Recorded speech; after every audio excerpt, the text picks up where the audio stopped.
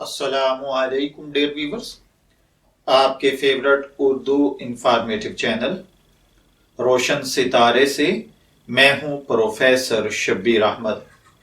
ہمارا آج کا ٹاپک ہے دو بہن بھائی حضرت ضرار ابن ازور رضی اللہ تعالی عنہ اور حضرت خولہ بنت ازور رضی اللہ تعالی عنہا۔ تاریخ میں ایک ایسا انسان گزرا ہے کہ اس وقت کے اس کے دشمن اس کے نام سے کانپ اٹھتے تھے اور اس کی راہ میں آنے سے کتراتے تھے۔ جنگ ہوتی تھی تو سارے کے سارے دشمن اور فوجیں زرہ اور جنگی لباس پہن کر جنگ لڑتے تھے، لیکن کیا ہی کہنے اس شخص کے، تو زرہ تو دور کی بات، وہ شخص اپنا کرتا تک اتار کے پھینک دیتا تھا۔ جنگ کے میدان میں لمبے بالوں کو لہراتے چمکتے بدن کے ساتھ جب وہ میدان میں اترتا تو اس کے پیچھے دھول ہی دھول نظر آتی تھی۔ اس کے آگے لاشیں اتنی پھرتی، تیزی اور بہادری سے لڑتا کہ دشمن کی صفیں چیر کر نکل جاتا۔ اس کی بہادری پر بے شمار مواقع پر حضرت خالد بن ولید رضی اللہ تعالی ان کی تعریف کرنے اور انعام و اکرام دینے پر مجبور ہو جاتے، اسی لیے وہ شخص ان کا خاص سپہ سالار بھی تھا۔ دشمن کی صفوں میں وہ ننگے بدن والے کے نام سے مشہور تھا، جسے دنیا ضراربن ازور کے نام سے جانتی ہے۔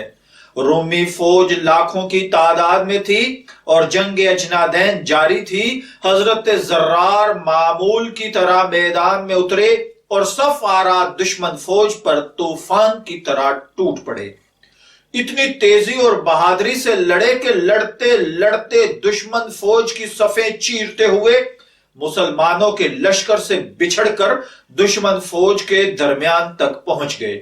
دشمن نے انہیں اپنے درمیان دیکھا تو ان کو بڑی مشکل سے نرغے میں لے کر گھیر لیا اور قیدی بنا لیا۔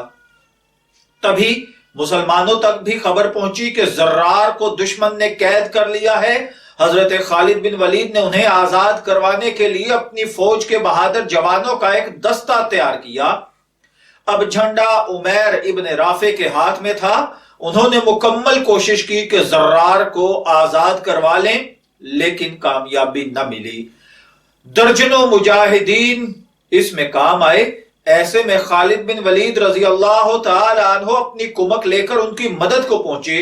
وہ ابھی صفیں سیدھی کر رہے تھے کہ اتنے میں انہوں نے ایک نقاب پوش سوار کو دیکھا جو گرد اڑاتا دشمن کی فوج پر حملہ آور ہونے جا رہا تھا۔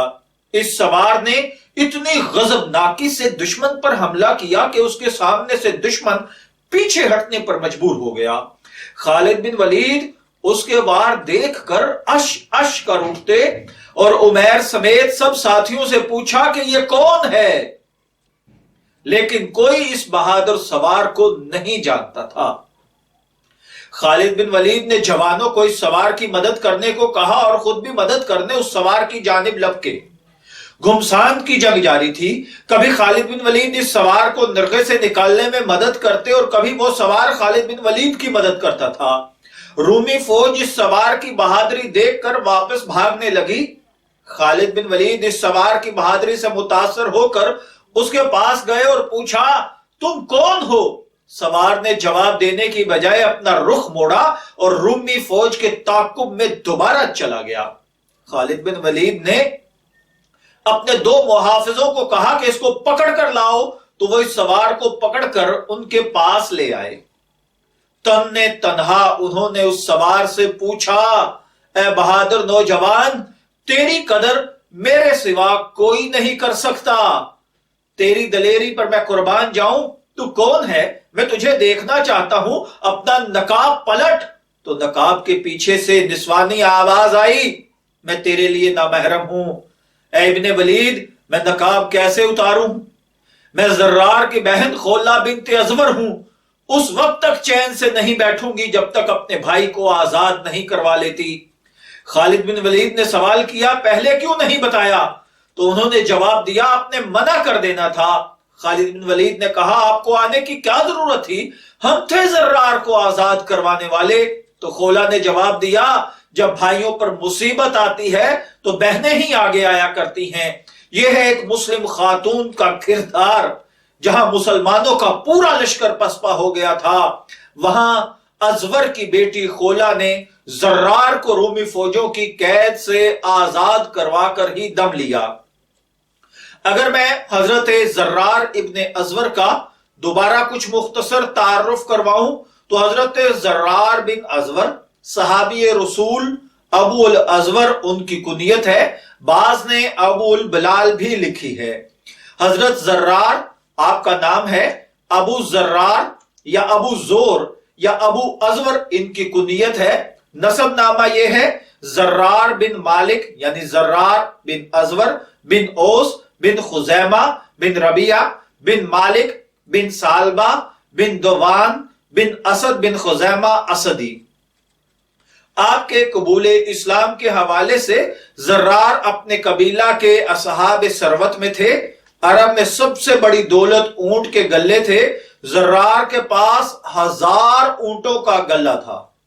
اسلام کے جذبے اور ولولے میں تمام مال و دولت چھوڑ کر خالی ہاتھ آستانہ نبوت صلی اللہ علیہ وآلہ وسلم پر پہنچے، اور قبول اسلام کے بعد حضرت صلی اللہ علیہ وآلہ وسلم نے آپ کو بنی سعید اور بنی حزیل کی طرف بھیجا۔ عہد صدیقی میں فتنہ ارتداد کو فروغ کرنے میں بڑی سرگرمی سے حصہ لیا۔ بنی تمیم کا وہ مشہور مرتد سرغنا مالک بن نویرہ انہی کے ہاتھوں مارا گیا۔ اس سلسلے کی مشہور جنگ یمامہ میں آپ نے بڑی شجاعت کے کارنامے دکھائے۔ حضرت ضرار یمامہ کی جنگ میں نہایت سخت زخمی ہوئے تھے، مگر شہادت کے بارے میں روایات مختلف ہیں۔ بعض یمامہ میں بتاتے ہیں، بعض اجنادین میں۔ بعض روایتوں سے معلوم ہوتا ہے کہ عمر فاروق کے زمانے تک زندہ تھے اور شام کی فتوحات میں شرکت کی، لیکن موسیٰ بن عقبہ کی روایت کی روح سے اجنادین کے مارکے میں شہادت پائی۔ یہ روایت زیادہ مستند ہے۔ بڑے شاہ سوار، بہادر اور شاعر تھے۔ جب رسول اللہ صلی اللہ علیہ وآلہ وسلم کی بارگاہ میں آئے تو ان کے 1000 اونٹ تھے اور وہ خود ان کے چرواہے تھے۔ حضرت ضرار ابن ازور رحمت رضی اللہ تعالی عنہ کی زندگی کے حوالے سے اگر آپ مزید ڈیٹیل جاننا چاہتے ہیں تو علامہ ابن واقدی رحمت اللہ علیہ کی کتاب فتوحات مصر و فارس کو پڑھیے، جس کے اندر انہوں نے حضرت ضرار ابن ازور، ان کی بہن حضرت خولہ بنت ازور اور حضرت خالد ابن ولید رضی اللہ تعالی عنہ کے کردار پر اور ان کی جنگی کاوشوں کے اوپر بڑی ڈیٹیل کے ساتھ روشنی ڈالی ہے۔ میں دعا گو ہوں کہ اللہ تعالیٰ ان افراد کو کروٹ کروٹ جنت کے بلند مقامات نصیب فرمائے اور ہمیں ان کے قدموں پر چلنے کی توفیق عطا فرمائے۔ اجازت چاہیں گے، پھر ملیں گے کسی نئے ٹاپک کے ساتھ، تب تک کے لیے اللہ حافظ۔